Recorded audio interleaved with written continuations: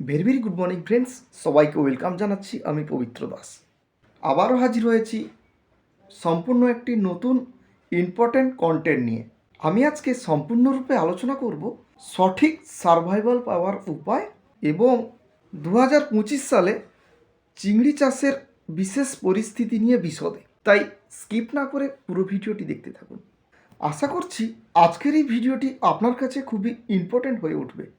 চ্যানেলে নতুন হয়ে থাকলে অবশ্যই চ্যানেলটি সাবস্ক্রাইব করতে ভুলবেন না, সঙ্গে বেল আইকন প্রেস করে নোটিফিকেশান অল করে রাখবেন। এই ইউটিউব চ্যানেলে আমি নিয়মিত শর্টস এবং ভিডিও আপলোড করতে থাকি।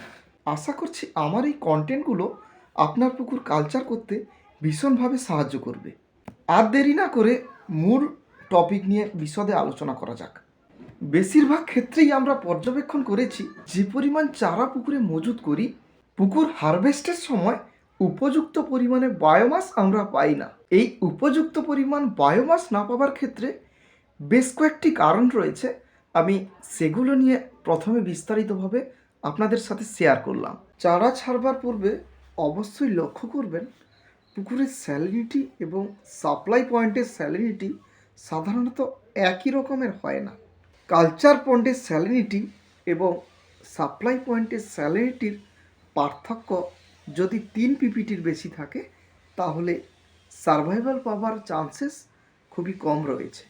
এই সমস্যা থেকে রক্ষা পাওয়ার জন্য আমাদের করণীয় হচ্ছে চারা ছাড়বার পূর্বে অবশ্যই কালচার পুকুরের স্যালিনিটি টেস্ট করা, তার সাথে ম্যাচ করে সাপ্লাই পয়েন্টে সিড বুকিং করা। তবে স্যালিনিটি ম্যাচিং করে যদি চারা মজুত না করতে পারেন তাহলে অবশ্যই খেয়াল করবেন পন্ড স্যালিনিটি যেন সাপ্লাই পয়েন্টের স্যালিনিটি থেকে কম থাকে। যদি কালচার পুকুরের স্যালিনিটি স্টকিং পন্ডের স্যালিনিটির থেকে কম থাকে তাহলে সার্ভাইভাল পেতে খুব একটা অসুবিধা হবে না বলে আমি মনে করি। আবার যদি কালচার পন্ডের স্যালিনিটি সাপ্লাই পয়েন্টের স্যালিনিটির থেকে বেশি থাকে তাহলে সার্ভাইভাল আসার সম্ভাবনা খুবই কম থাকবে বলা যায়।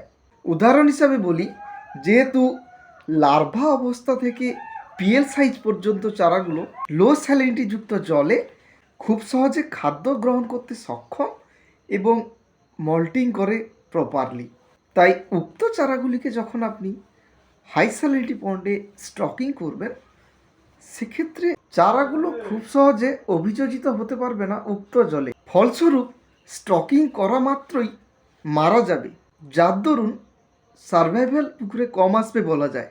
তবে হ্যাঁ বন্ধু, আপনার কালচার পুকুরের ওয়াটার পিএইচ হার্ডনেস যদি অপটিমাম লেভেলে না রাখেন সেক্ষেত্রে সার্ভাইভাল আসার চান্সেস কম আসবে বলা যায়। চারা মজুত করবার পূর্বে আপনার কালচার পুকুরে যদি অ্যামোনিয়া নাইট্রেট H2S জাতীয় টক্সিক গ্যাস লোড হয়ে থাকে তাহলে সিড স্টকিং পরবর্তী সময়ে সার্ভাইভাল আসার চান্স কম থাকবে। আপনার পুকুরের জল হাইব্লুম অবস্থায় থাকে, তাৎক্ষণিক পুকুরের সিড স্টকিং করলে সঠিক পরিমাণে সার্ভাইভাল পাওয়ার চান্স খুবই কম বললেই চলে। চারা মজুত করবার পূর্বে আপনার পুকুরে জলে যদি ফেনাভাব আসে এরিয়েশন চলাকালীন তাহলে উপযুক্ত পরিমাণ সার্ভাইভাল পাওয়ার চান্স খুবই কম রয়েছে বলা যায়। অন্যভাবে বলতে গেলে চারা মজুত করবার সময় কালচার পুকুরের জলের রং যদি লালচে বাদামি অথবা ঘোলাটে রং থাকে সেক্ষেত্রে সার্ভাইভাল সঠিকভাবে পাওয়ার চান্স খুবই কম রয়েছে আমি আশা করি। সঠিক পরিমাণে সার্ভাইভাল পেতে গেলে আপনাকে অবশ্যই ওয়াটার প্যারামিটার সঠিক রাখতে হবে। তার জন্য সয়েল প্রিপারেশন থেকে শুরু করে ওয়াটার প্রিপারেশন প্রপারলি করতে হবে। প্রত্যেকটি সাপ্লিমেন্ট ঠিকঠাকভাবে প্রয়োগ করতে হবে, যেমন মাটি প্রস্তুতির সময় চুন এবং জল প্রস্তুতিকরণের সময় sanitiser, bleaching powder, minerals, probiotic, zeolite এই সমস্ত প্রোডাক্টের ব্যবহার সঠিক প্রয়োগ মাত্রায় করতে হবে। সর্বশেষ গুরুত্বপূর্ণ কাজ হচ্ছে ওয়াটার প্রিপারেশন কমপ্লিট হওয়ার সময় প্রপার একটি ল্যাবে গিয়ে জলের সমস্ত প্যারামিটার চেক করা, যা ঘাটতি থাকবে তাৎক্ষণিক টেকনিশিয়ানের সাথে পরামর্শ করে উপযুক্ত ব্যবস্থা নিয়ে তবেই চারা মজুত করা। এই পন্থা অবলম্বন করলে আমি আশা করছি আপনি অবশ্যই উপযুক্ত পরিমাণে সার্ভাইভাল পাবেন। এছাড়াও চারা মজুত করবার সময় আপনার পুকুরের মাল্টিপল প্লেসে 3টি হাপা রেডি করে রাখতে পারেন। প্রত্যেকটি হাপাতে এভারেজ 100 পিস করে সংখ্যায় গুনে সিড ছেড়ে দিন। 3 থেকে 4 দিন হাপাটিকে জলের মধ্যে এভাবে রেখে দিন। 4 দিন পরে হাপা তুলে সিটগুলি সংখ্যায় কাউন্ট করুন। সিট কাউন্ট করার পরবর্তী সময়ে আপনার যে গড় পরিসংখ্যান আসবে উক্ত হিসাব করে কালচার পুকুরে খাদ্য প্রদান করবেন। আশা করছি এই পদ্ধতি অবলম্বন করলে আপনার পুকুরের ফিড ম্যানেজমেন্ট করতে কোনো অসুবিধা হবে না। অন্যথায় বলতে পারি, কালচার পুকুরে চারা মজুত করবার পরবর্তী সময়ে 10 থেকে 15 দিনের মধ্যে যদি ওয়াটার স্যানিটাইজার অ্যাপ্লাই করে থাকেন তাহলে চারার সংখ্যা কমে যাওয়ার চান্স রয়েছে। আপনার চারার বয়স 15 দিনেরও কম থাকে, সেক্ষেত্রে বাইরে থেকে যদি ওয়াটার অ্যাড করেন কালচার পুকুরে তবে চারা বাঁচার চান্স কম রয়েছে। অন্যভাবে বলতে গেলে চারার বয়স যখন 10 থেকে 15 দিনের মধ্যে থাকবে তখন ইউকা পাউডার অথবা ইউকা লিকুইড যদি আপনি অ্যাপ্লাই করেন পুকুরে, সেক্ষেত্রে সিড কেটে যাওয়ার সম্ভাবনা রয়েছে। কালচার করতে গিয়ে আপনার হয়তো মনে হচ্ছে যে চিংড়িগুলো সঠিক পরিমাণে মল্টিং করছে না, তাই আপনি কি করলেন, হঠাৎ করেই র মিনারেলস ব্যবহার করে বসলেন।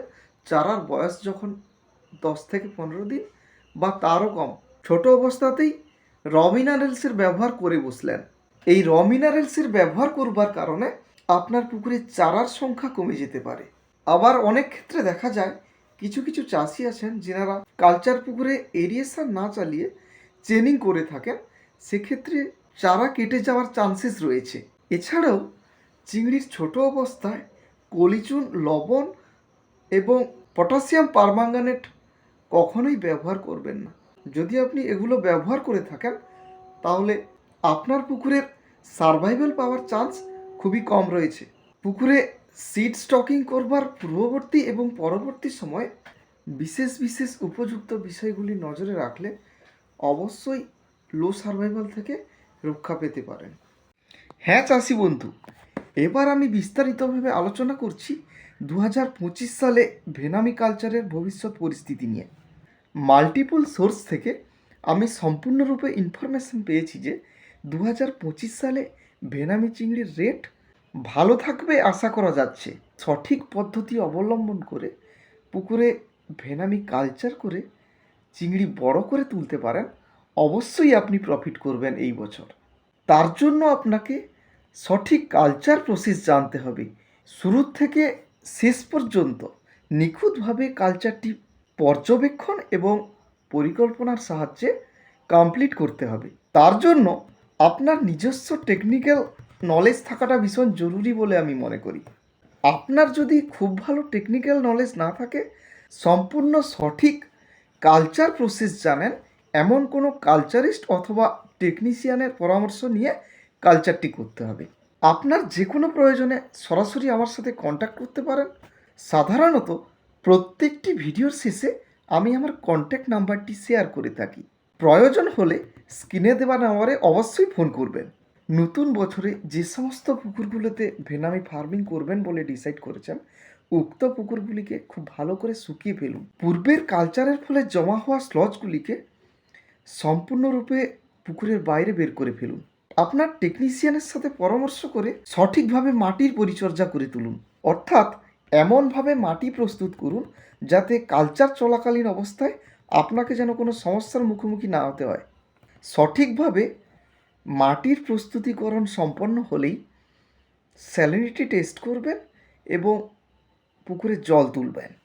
পুকুরে সিড স্টকিং করবার পূর্বে অবশ্যই ওয়াটার কালার প্রিপারেশান সঠিকভাবে করবেন। সঙ্গে জলে যেন প্লাঙ্কটন থাকে সেদিকে বিশেষভাবে নজর রাখবেন। কারণ হিসাবে বলে রাখি, পুকুরে সদ্য ছাড়া চারাগুলো অর্থাৎ পিএল সাইজের সিডস কখনোই ফিড গ্রহণ করবে না, ওরা প্লাঙ্কটন খেয়ে বেড়ে উঠবে। যদি আপনার পুকুরে প্লাঙ্কটন সঠিকভাবে না থাকে সেক্ষেত্রে চিংড়ি খাদ্য গ্রহণের ক্ষেত্রে বাধার সম্মুখীন হয়ে পড়বে, অর্থাৎ ছোট অবস্থাতেই চিংড়ির গ্রোথ স্লো হয়ে যেতে পারে।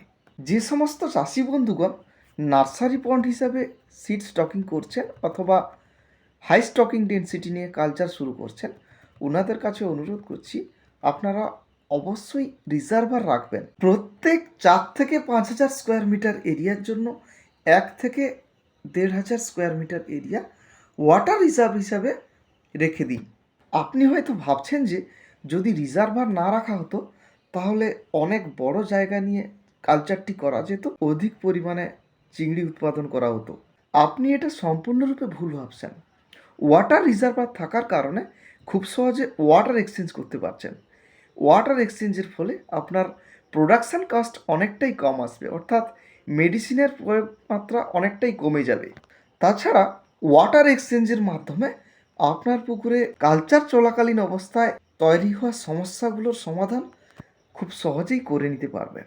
সঙ্গে অধিক পরিমাণে বায়োমাস উৎপাদিত করতে পারবেন কালচার পন্ড থেকে। রিসেন্টলি বেঙ্গল অ্যাকোয়া এক্সপো 2025-এ বহু এক্সপার্ট আলোচনা করেছিলেন বছরের পর বছর পর্যায়ক্রমে ওয়েস্ট বেঙ্গলে ভেনামি চিংড়ির উৎপাদনের হার অর্থাৎ উৎপাদনের গ্রাফ সম্পূর্ণ নিম্নমুখী হচ্ছে। এটা অবশ্যই বহু কারণবশত হচ্ছে। ক্রমবর্ধমান উৎপাদন ব্যয়, বিভিন্ন রোগের প্রকোপ, বছরের পর বছর পর্যায়ক্রমে কালচার করবার ফলে মাটির গুণমান কমে যাওয়া, পুকুর হারভেস্টের সময়ে চিংড়ির উপযুক্ত রেট না থাকা, সঠিক পরিচর্যার অভাব, এই সমস্ত কারণগুলির উপর ভিত্তি করে ভেনামির চাষ পর্যায়ক্রমে ক্ষতিগ্রস্ত হচ্ছে বা নিম্নমুখী হচ্ছে।